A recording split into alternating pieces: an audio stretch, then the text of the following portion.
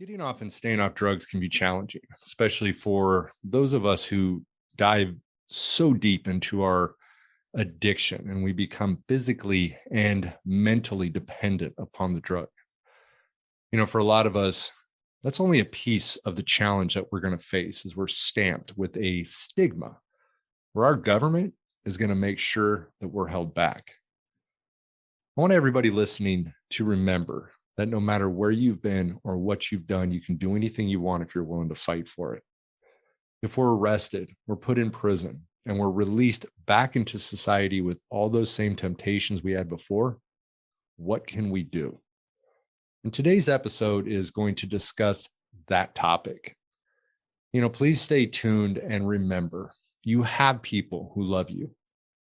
Even if it isn't your direct family, we're all brothers and sisters in arms, and we can work together. I'll see you in a minute. People I love lost faith in me. I lost faith in me, and I lost my faith. I lost hope. I tried AA, but it just wasn't enough. I needed something that would help me for the rest of my life. I needed a nurturing environment that would help me understand what I was running from. His House New Creation gave me that. I found purpose, meaning, ultimately a career helping others. Recovery is a process, and I'm grateful for the journey His House New Creation helped me discover. True recovery really does begin at His house. Trapped in a dream, archaic nightmare, taunted by lies, climbing Everest without a rope,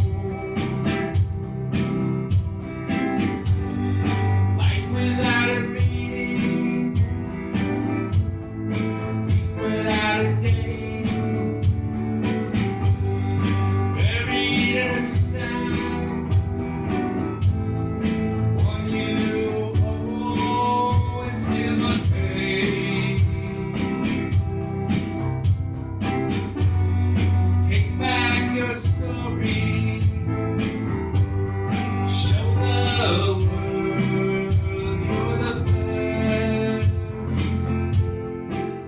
I am ready to get high as always, and my name is Eric McCoy, and this is High While Clean.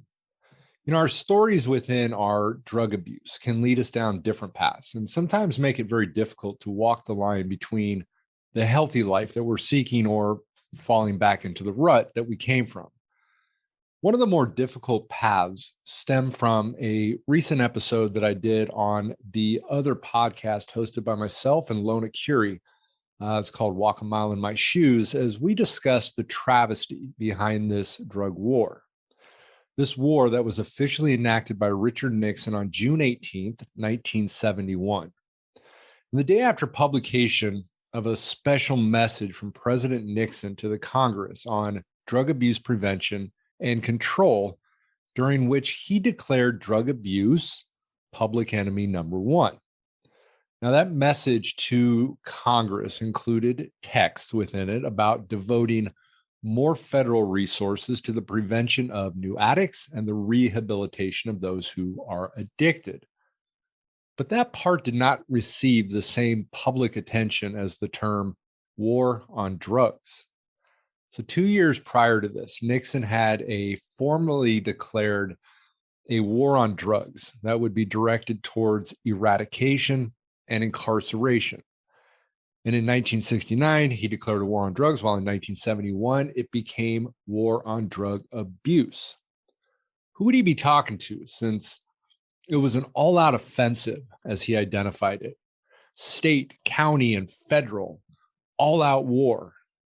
And then officially creating the Drug Enforcement Administration in 1973 to coordinate the efforts at all of these levels. The consequences of this war, ironically, make it more challenging for people to remain clean because of the mark that this has left on us. We're tagged as criminals.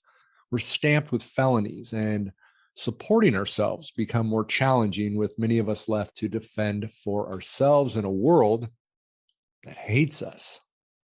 Is it impossible? No. But sadly, many of us lose this battle depending on the type of support that you have. Imagine being locked up away for some time. You're given a few bucks to get home once you're released, if you even have one, and nobody wanting to hire you because you're a convicted felon. Even if you are able to get a job, will it provide the type of income that you need to be able to provide housing, to eat, and take care of yourself? We've all said at some point, you got to do what you got to do, leading many back to what they know. Maybe stealing to eat, selling drugs to pay your rent, or robbing a store to be able to live. Now, I'm obviously not condoning those actions, but instead I'm explaining reality. My guest today just happens to be one of my students, and he works for New Creation Treatment Center as a support staff and will very quickly become a counselor. Carlos Alvarado has always impressed me with his story, getting back on his feet and the ability to build a rapport with clients so that they can trust him. Now, we're going to discuss the dilemma that I described, and myself being a 6-time convicted felon, what it takes to break through the issue so many of us face. Thank you, Carlos, for being here today on your day off. Sir, thank you for having me, Eric. I greatly appreciate it. Thanks for the opportunity to share my story. Absolutely. And, just as I kind of, introduced this, talked a little bit about in the beginning, I know that you do have that story of being incarcerated, the recidivism of getting out and at some point in time going back. And, this obviously is a story that many of us face. And so I wanted to kind of get a little bit of introduction in terms of the problem that you ultimately face that led to your recidivism and going back. And then I want to talk about ultimately things that we can do. And I noticed, and when we first started this, you gave some statistics. I'd love to hear those again. All right, Eric. Well, I was doing some research, and I was curious to find out what are the statistics in people paroling from an institution and returning back to either jail or prison. And there's 65% of inmates that have been released will return to prison or jail within the first 3 years of their release. Those statistics skyrocket to 75% of inmates will return to an institution by either a violation of parole or probation or committing a whole new crime altogether. That's insane. I mean, 3/4 of the people that get released are going to end up back, in prison. Yes. And again, and I'll ask you the same question. What do you think is the reason for that? One can be a lack of education. One can be also, like you mentioned, having a criminal record now moving forward. Employers opening the door or giving the opportunity for an ex-con to get back into the workforce. Homelessness, no support once you do parole. The parole system itself, there is extremely limited in educating or giving ex-cons an opportunity to maybe learn a trade, learn something to get back in the work field. And ultimately, at the end of the day, it's our choice whether we even want to get back into the workforce. A lot of us are tied and caught in this web of drug addiction and, easy money, for lack of better words. So there's a bunch of different things that come together that would cause us to get out, maybe give it a shot for a minute. You get out, you're motivated, you don't want to go back. When you first get out, you don't want to go back. And you give it a shot. You put in some applications, even sitting through an interview, the anxieties that come with sitting before someone and answering these questions and all of those things to ultimately not get a job. And now it's time to eat. It's time to put a roof over your head.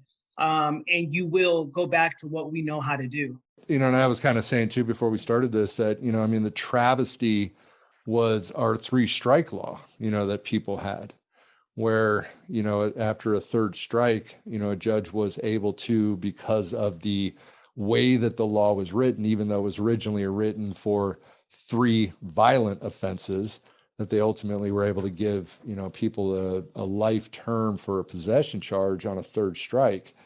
And, just imagining that, you being in prison for 18 years, 20 years, even 25 years, and then all of a sudden, here you go, again, give you the bus money to get out, and you got to figure it out on your own. Now, that was a real travesty, because when that law was changed and the 3-strike law went away, these people weren't even on parole. These people were actually just released because they had to resentence them based on what the sentencing guidelines are of today. So if you had two strikes and then you got a possession charge, what would they give you today for just the possession charge plus the prior prison terms? So you may have been in prison for 25 years, but the max they could sentence you to was 12 years. So you'd served way more than your actual time. And here you go, you're on your way. And I'm sure that a lot of those people ended up back in prison because, especially for the people that didn't have the support. So now your story a little bit. Tell us a little bit about your story, and then I know obviously you did do some prison time, and so where'd your as far as your drug use, how did it begin for you?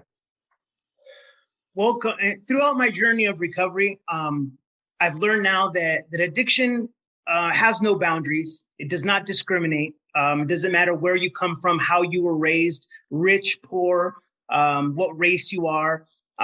It has no boundaries. I don't come from a background where my parents were, alcoholics or drug addicts. And it was a choice that I ultimately made. Yet there's something in the DNA, there's something that gets passed down to where I don't believe I was born an addict, but the first time I got high, an addict was born. I started off, I think like a lot of us, smoking weed, drinking beer during, through high school. And the day came across to where I was willing to just try anything. Hey, why not? Out of curiosity. I came across heroin at about 16 years old. And that was it, that was it. I would say between 16 and 17, I became addicted. I became physically dependent of the substance. And at 18 years old, I picked up, my first criminal case for a possession. And that's how my journey started into the system. At 18 years old, you do feel invincible. You think that you can quit whenever you want. This is not a big deal. I do this because I want to, without having any type of understanding of what it really is that we're battling. It took over 25 years to actually understand what's going on. Nevertheless, within those 25 years, I've had 2 prison terms, multiple violations. My first prison number, I was able to discharge through violations. My mentality at that point was like, look, man, as long as I don't pick up a new case, I'll be fine. The worst case scenario is going to be a year violation, and I can do that.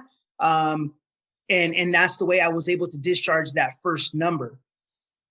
I've had 2 prison terms, started way back in 1996. At 18 years old, I went to prison for the first time. And to be honest, when I left that time, I never even really gave it a shot. Never gave it a shot. You go to prison, you meet new people, you learn new ways to hustle, new ways to make money the easy way. And it never ends up that way, ever. And that's basically how my journey started in the system. And how many violations did you do? I discharged that first number on roughly about 8 to 12 violations. And so when you look at your story, how did that stuff play out? Now, you got a good support system, right? I do have a good support system, yes. Did you back then? I would say yes, I did.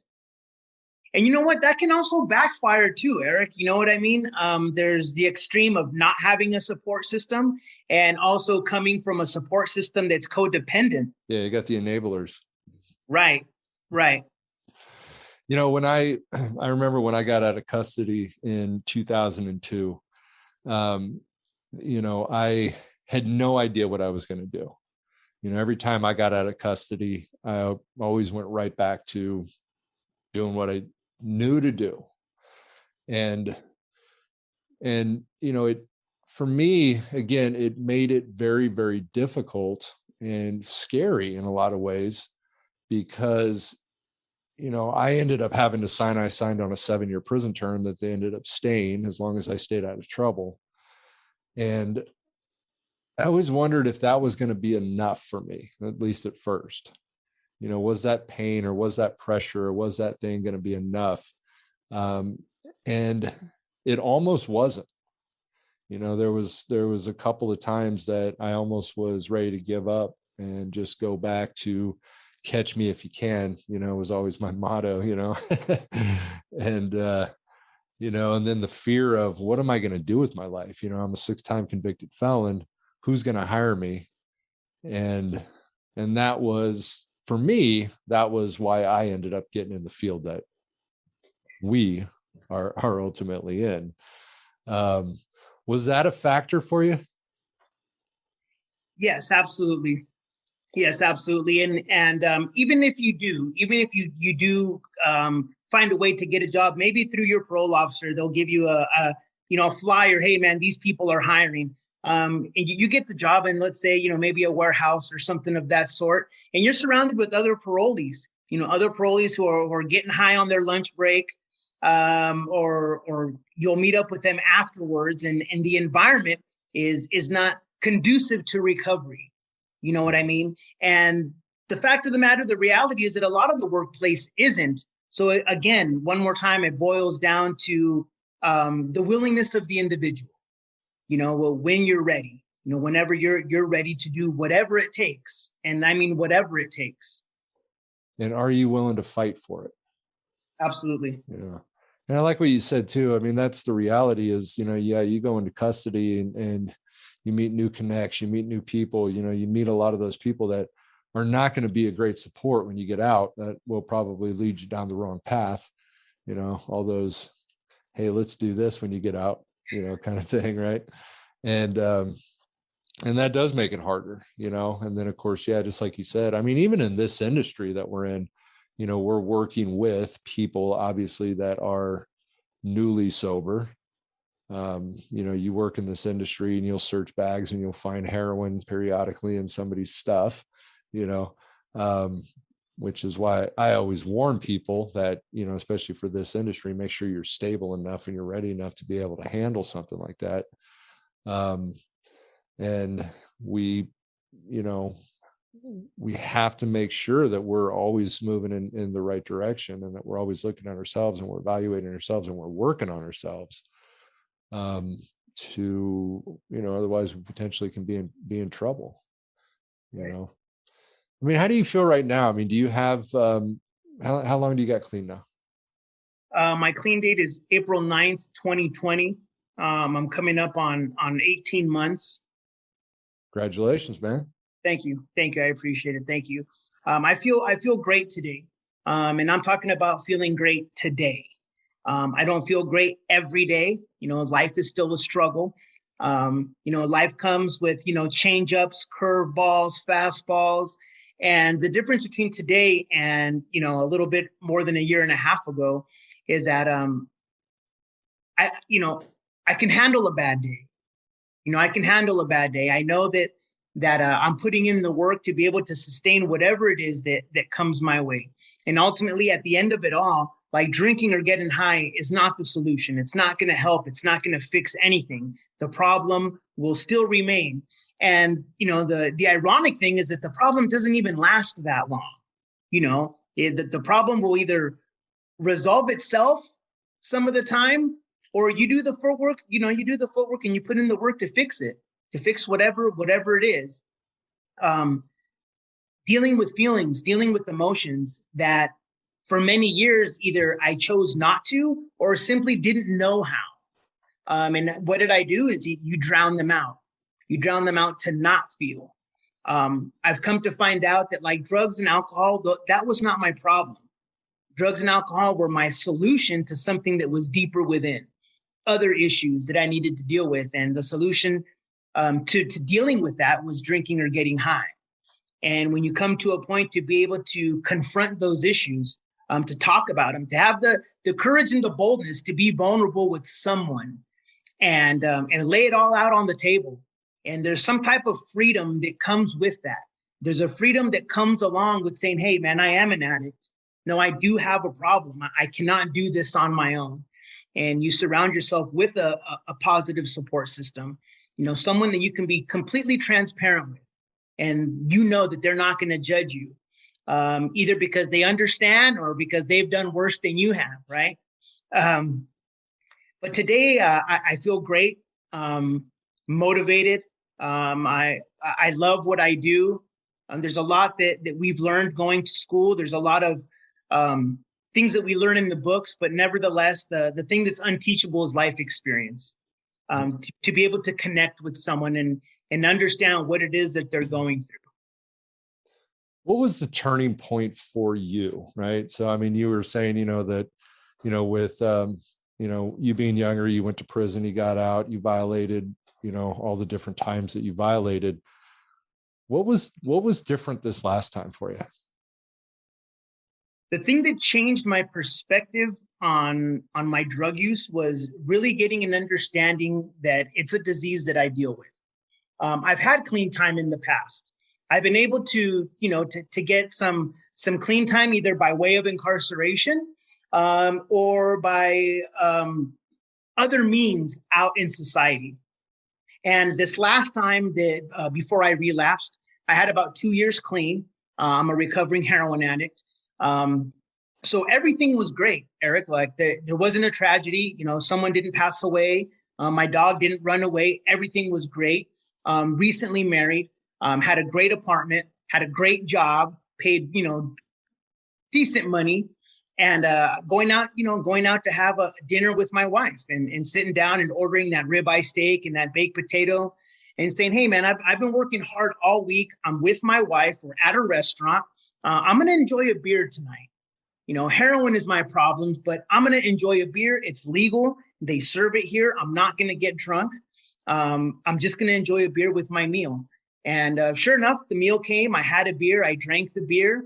I didn't get in a fight. I didn't crash my car, made it home safely. And I figured, okay, all right, cool. A couple weeks later, you do it again. Maybe some burgers, a hot dog, and a cold beer within the confinement of your own home, and not ever wanting to get drunk again because you know where that's going to end. And again, everything was okay until it wasn't. And coming through treatment this time, I understood that what I'm dealing with is a disease. And in order for me to be successful, I have to practice complete abstinence from everything. And it's definitely possible. There's a way to do it. There's definitely a way to do it. Yeah, I'm glad you brought that up because, as you know, that's something that we deal a lot with clients. The what's wrong with this? What's wrong with drinking a little bit? What's wrong with smoking a little pot? No big deal. My problem's meth. And, and again, this gives us the step up because, we've thought that way before. We've truly believed that ourselves. You probably heard me say before that, for me, I wanted to be happy, successful, and stable, but I didn't want to be clean. All I knew was that meth was not going to do it. So as long as I stayed off meth, I was going to be fine. Right. What's wrong with drinking? What's wrong with smoking a little crack? What's wrong with doing some heroin? And I literally thought that way. I mean, that's the insanity, behind it. But I tried all those, I tried just drinking, I went into rehab in Cornerstone and I smoked weed throughout the inpatient. I drank through most of my outpatient. And I was able to control it, which taught me that, hey, you know what? I can do this. No big deal. And just like you said, I could handle it until I couldn't, and for me, it always led me back to what I really liked, which was, methamphetamine. But yeah, that's a struggle that so many people, battle. I mean, we see this a lot too with, the clients that, will go to a family function, and then you got the family member that says, "Hey, here, have a drink." And they're like, "No, I'm not supposed to drink." They're like, "Come on, dude, really? What's wrong?" You know what I mean? And they're, so that you got, these people even pushing the individuals to have a drink just because that's what's normal, or a lot of times within the culture, Right. and so, yeah, that's something that is challenging, to even get through to people sometimes. And, the one perk that we have is, again, that life experience that we can share, to them. Sadly, some people have to do it themselves to figure out that it doesn't work, you know, but yeah, that's a great example of something that we're all that so many people out there, face. And luckily for me, I tried them all. I did them all, everything I could think of. Just smoke some banana peel or something, right? And I can honestly say too, I mean, I still have thoughts with certain things, LSD, for instance, something I love, non-addictive, right? What's wrong with that? And but I know today that I need to keep the few brain cells that I got left, and keep as clear ahead as possible. So yeah, I mean, it's cool. I mean, that's really great, that you had that experience. Do you still think that way at all with anything? I do, man. I do that, and I don't know when it'll go away. I still think like an addict. I still have an addict mentality, and I can't control my thoughts. I can only control my actions. I'll get out to go to the supermarket and notice that the car door next to me is unlocked, and I'm looking inside the car, and it's like, dude, what the heck are you doing, man? Like, what are you doing? And I do.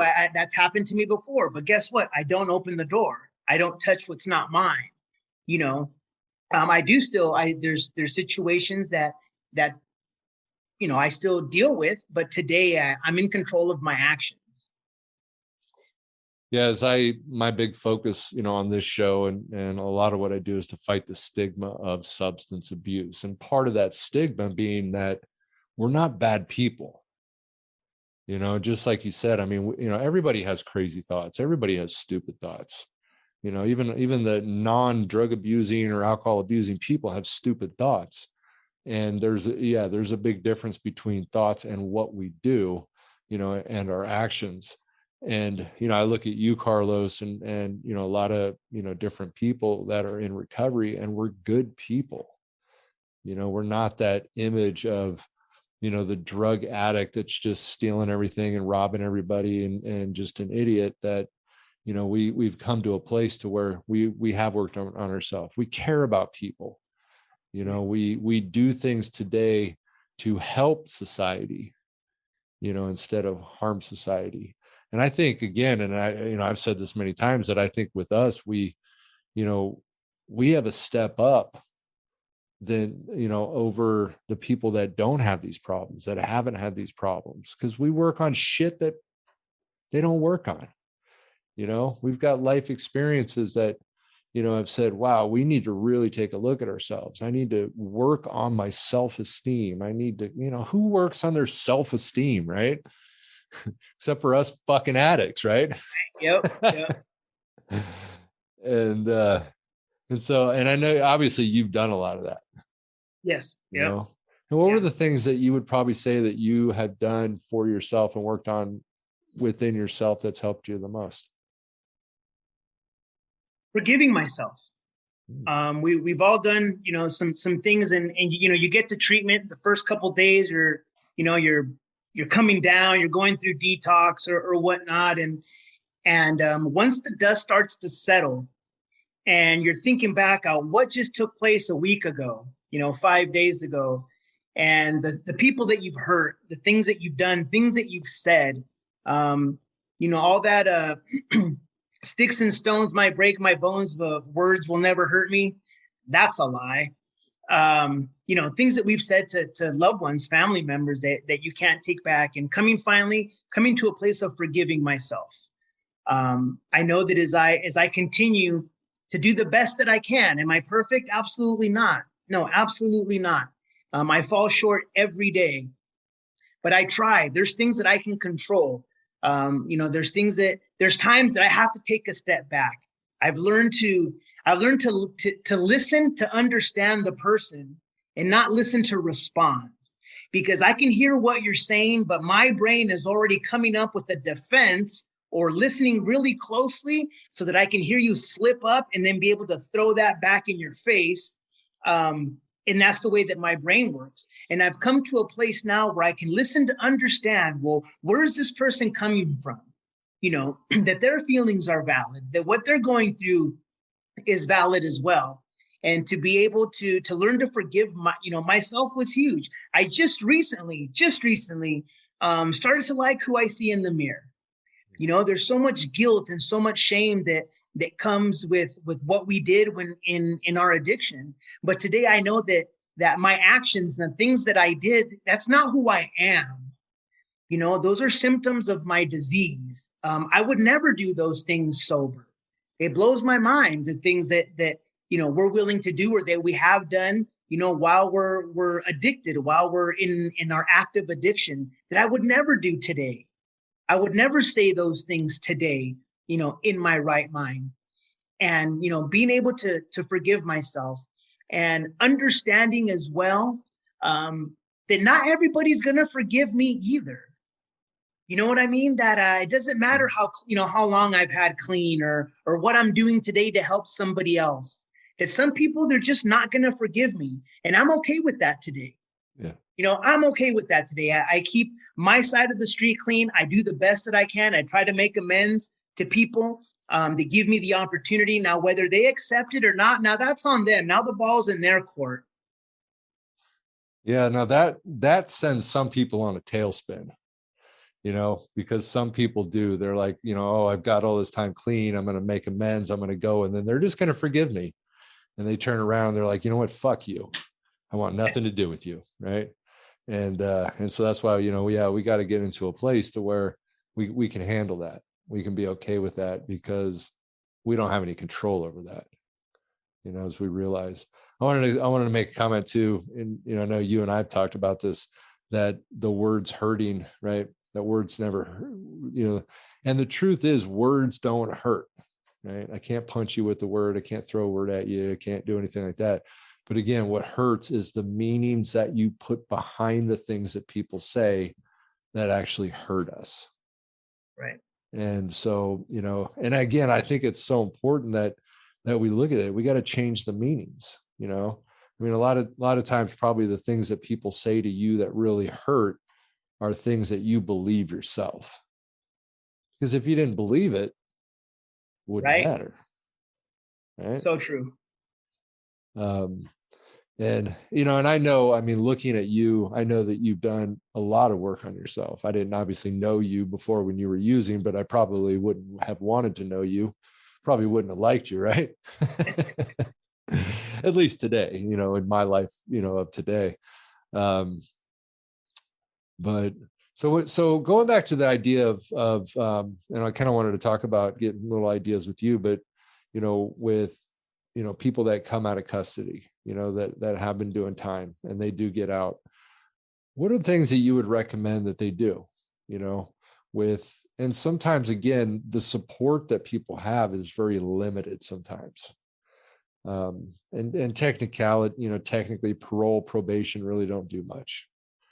Right. I mean, they'll give you resources sometimes and they'll try to help you out a little bit, but is that going to be enough? Is it sufficient for the progress that they need to make to really help themselves? What are your thoughts on that? I think that it's important to set attainable goals.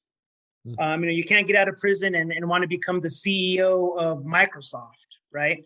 But set attainable goals. Learn how to fill out an application correctly, and practice. And there's workshops. There's workshops nowadays with the internet. You can Google anything nowadays. But take the proper steps. Set attainable goals. If that's to do, it's possible to go to 2 interviews a week. Like that. That's not unobtainable. That's not asking too much. But set goals that are obtainable, and that in itself will help build your self-esteem. And how do you build self-esteem? Then you do esteemable things, right? Set attainable goals, I think, would be something that is big. It'll build your self-esteem. As you accomplish, you can set bigger goals and moving forward. It's easier said than done, I guess, to say, be bold, when you go to interviews and things like that, because we're just getting out of, an institution. There's social anxiety that comes along with being released. But yeah, those setting attainable goals, I think, would be the first thing that I would recommend. Yeah. That's, I think when people come into treatment too, a lot of things that some of these people just lack is just life things, we've talked before about how, you get people that come into treatment that have never done their laundry before, that have never, had to clean, maybe they had maids that did that growing up. Just some of the basic things that we look at and we just take for granted, but some of these people don't know how to even do that. People that have spent many, many years in prison, are going to lack, just like you said, the ability to go do an interview. I want to say something on this too, on that topic. The question always comes up that, if you're a convicted felon, you get the application, have you ever been convicted of a felony? It's always on there, right? Right. I did a test one time just for curiosity, and I went and I filled out different applications at different places. And about half of them, I put on there that I'd been convicted of a felony. And the other half I left blank. I didn't lie on any of them, but I just left blank. I guess you could call it lying by omission, but I left blank, right? And 90%, I want to say about 90% of the ones that I left blank, I got a call back. I got a call for an interview. And I think probably only, I think it was only like one of the ones that I put, had been convicted of a felony, I got a call back. And so, and the reason I bring this up is that, that's why I recommend it. If you do have a felony on your record, unless you get into this industry, obviously this industry, they like people having felony because we can relate to a little more, right? But if you're not tried in this industry, leave it blank. Just leave that blank. And that way, when you go in, you can tell them. But a lot of times when we're able to sit there face to face, they can see us, they can see that we have a personality, that we're not just what they're seeing on paper, because a lot of places, they look on paper and they go, oh, felony, not even going to look at it. But if you don't put that on there, there's a better chance they will give you a call. Yeah, that's great advice. Great advice. Absolutely. But you don't want to lie, because then again, they may do a background check, and then, even if they hired you, they can get rid of you if you lied on your application. So, but I just tested that out one time. I was curious on that, to see what the statistics would be on me getting callbacks. And I wasn't even looking for a job, but I was just, sort of testing it out. This was back when I had my place in Anaheim, Serenity Life Counseling. But so you've made some huge strides, in your life. And one thing, again, I see within you, and I know I've kind of said this before, but you have that demeanor, you have that ability to build the rapport with the clients, and you've even talked about a lot of that stuff that, as I always say, that once we've got a rapport, then we can say anything we want to clients, because they've got a trust in us. They have faith in us. If you don't get that rapport, you're not going to be able to really work with those people. Right. 100%. 100%. And so you feel like you're doing that pretty well. What do you do? I just want to ask you that. What do you do to get that rapport? Wow. There's no format. Eric, that there's really no format. And, I at my job, I look forward to doing the intakes with clients when they're coming fresh off of the street or fresh being dropped off. And I look forward to doing that intake because that's when the rapport starts. When you start to from the very, very beginning, mm-hmm. and you take every client accordingly, and the rapport starts to build basically on its own. And some of it, Eric, is just listening. Some of it is just listening. And maybe half an hour later, you repeat something that they said 15, 20 minutes ago. And they're like, hey, man, this guy's listening to what I'm saying. This guy's really paying attention to what I'm saying. It's never like, oh, I know what you're feeling, because I don't know what they're feeling. I can maybe relate to some of the things that they've been through. Another thing that I've learned too is like I look forward to building these relationships with the clients, and I was starting to get bummed, when you don't build that rapport with someone, and you're like, oh my God, what am I doing wrong, or what did I say? Does my breath stink, or what's going on here? And the reality is that it just doesn't happen. You're not going to have that rapport with every single person, and that's why our facility is great, because there's different personalities. There's different staff members that they can make a connection to with somebody else, with someone else. And I think that, what's huge, Eric, is that like, I'm just honest, brother. I'm honest. I'm transparent. I use, brutal honesty. I'm honest with these people, and I'm not too far removed from sitting in that other seat. You know what I mean? You talk to people who got 15, 20, 25 years clean. And it's like, damn, dude, I could barely think about tomorrow, let alone, 20 years from now. But I tell them all the time, man, I'm right up the street from you guys.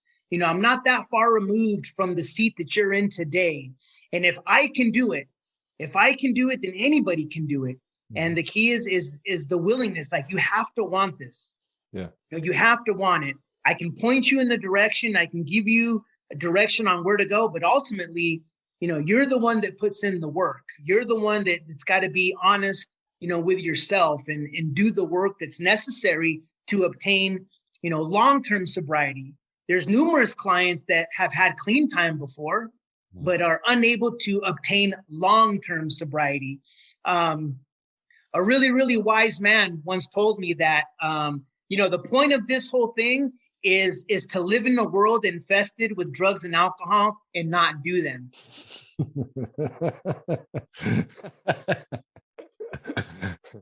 Who the hell said that?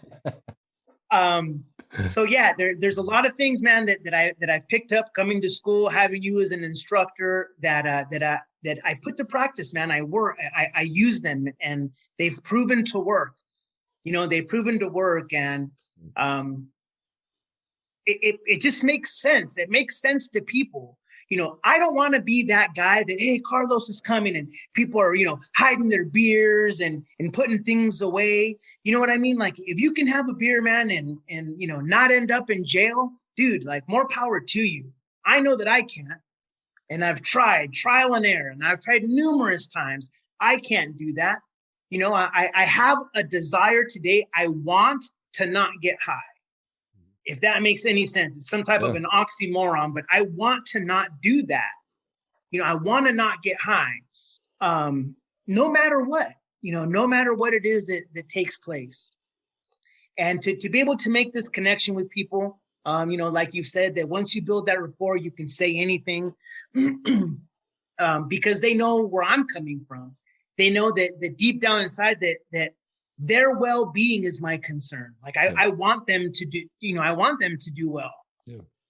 Yeah. I think, for me, it was always just to be me, be genuine, and so, that people can actually see that you are a genuinely caring person, and, and that you have empathy, that you seek to understand.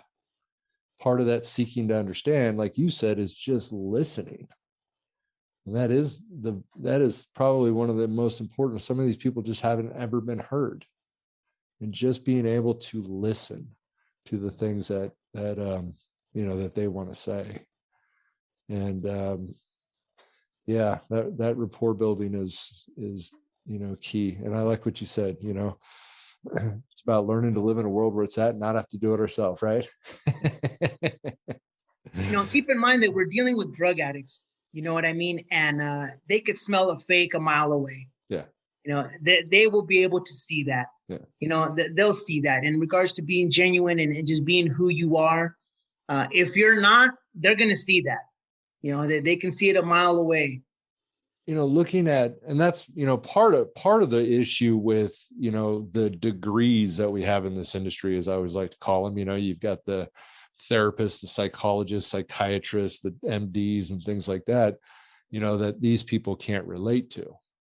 That part of our job is to get down to where they are, to not expect them to be at a certain place, or for any of us to look down upon them, because, we have to walk into this field non-judgmental, that, what they did.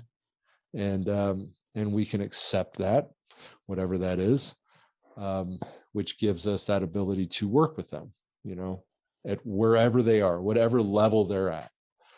And yeah, I mean, for me, it is, when you look at, and I, for myself, and one of the most common things that we always hear is that, now that I'm clean and sober, life's going to suck, right? It's going to be boring. And, part of the thing that I always like to impress upon people is, no, that's not the case. This is where life gets good. This is where we get to get high, clean and sober, right? Now we get to find that real highness, because the highness that we find today doesn't have to go away. Where, the illusion of highness that we get from drugs is just going to kill that ability. So again, if you want to stay high the rest of your life, clean and sober is the only way to do it, right? I'm high right now. Yeah. Yeah.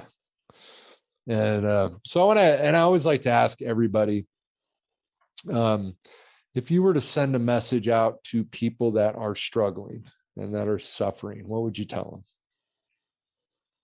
It doesn't have to be that way. When you're finally sick and tired of being sick and tired, it doesn't have to be that way. Reach out. Be honest first and foremost with yourself. Reach out. There's people like Eric and I, even the facility that I work at, genuine people who've been where you are and understand what you're going through. And we can point you in the direction to find a way out, to really find a way out and become clean and sober and really know what life really is. Mm-hmm. Be willing to face your past. And it's not to say that you're going to live in it. I believe that as human beings, we tend to identify with our struggles, whatever they may be. And you kind of feel that that's who you've become, and it doesn't have to be that way. There's another way to live, and I found it, and it's great. It's great. And life isn't perfect, but it's manageable today, no matter what comes my way. I have a great support system around me. To be able to be open and honest to them as well. And it's not that you're going to spill your guts to every individual that you cross or whatever, but you got to find that one person. Now, you got to find that person that you're willing to be vulnerable with and transparent, that is not going to judge you. There's hope. There's definitely hope. It's been proven. The rooms are filled with them. There's stories. There's someone who's been through what you've gone through. And there's people, man, that have gone through a lot worse. You sit in with people and you talk to people, and man, it's like you think you have it bad. Trust me, man. There's some people in recovery today who have suffered far worse situations, different upbringings and different circumstances that they've had to live through and have been able to overcome. That our stories are nothing compared to theirs. Be willing. Listen, I'm going to tell you a secret. You don't know it all. You don't know it all. Damn. And when I came to understand that, man, that I don't know it all. And there's people that have been there. And, as long as you're not asking me to commit a crime, if you're not asking me to do something that's morally wrong, I'm going to follow directions. I'm going to listen. I was told that you find someone that has what you want and do what they do. And I've been able to do that. My life is a complete 180. It didn't come free. There's hard work that comes along with it. And the results will be seen. You will see the results. If I wasn't getting results doing what I do today, I wouldn't do it. Mm-hmm. I wouldn't do it. If my life was not changing, or if my life had not changed, I wouldn't continue to live a life clean and sober, because to be blunt and to be honest, I love getting high. I like to get high. And if I wasn't getting the results that I'm getting today, if my life wasn't better living clean and sober, if being clean and sober sucked, then I might as well get high. But today, my life is great. Complete 180, completely turned around, going the other direction. I've been blessed with the opportunity to help other people, to help other addicts. If I'm able to do this for the rest of my life, I'll never work again. Yes, I have a job, and yes, there's rules and regulations that I have to uphold for the company. But I don't go to work every day. I've had a job before, believe it or not. I've had a job where it sucks, man, and you're dreading going to work. And I'm that guy that's there half an hour early. I'm the guy that's willing to stay, half an hour after. I love what I do. I found my purpose. I love what I do. And it's not to say that everybody that's listening is going to be a drug and alcohol counselor, but find your purpose. Mm-hmm. Find your purpose. Find what you're called to do. Dude, maybe sometimes it's just to be a good dad, to be a good husband, whatever it may be, find your purpose. And you'll find life in that. Yeah, find that thing that means more to you than the drug itself. Yeah, and that commitment, you got to be committed. That goes back to, you were kind of talking about in the beginning, is that, you got to stay clean and sober no matter what happens, And I ask people all the time, what could happen in your life that you'd get loaded over? And that's the thing that we really want to, that's what you really want to work on. If you got an answer to that, you got to figure out how to be able to get through that, Well, hey, Carlos, I want to thank you so much for doing this. I want to thank you for having me, Eric. Absolutely, man. And Carlos, I want to let you know, keep getting high, brother, but do it clean, sir. Right? All right. Again, I want to thank everybody for tuning into another episode of High Wall Clean. And again, keep getting high, but let's do it clean. Thanks.